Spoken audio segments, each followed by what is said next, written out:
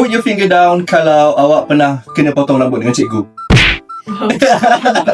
Put your finger down kalau awak pernah kena tahan datang lambat. Put your finger down kalau pernah nangis sebab stres.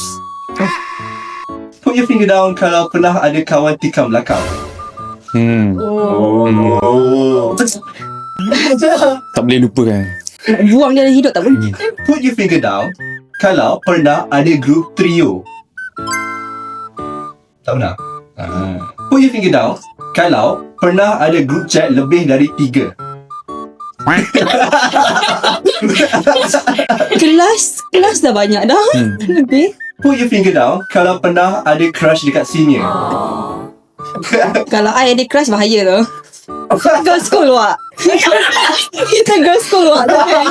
Kan. Put your finger down kalau pernah jadi pengawas. Pengawas apa? Semua jenis pengawas. Okay. Put your finger down kalau pernah masuk apa-apa pertandingan. Dan last one, put your finger down kalau suka duduk belakang waktu perhimpunan. Suka.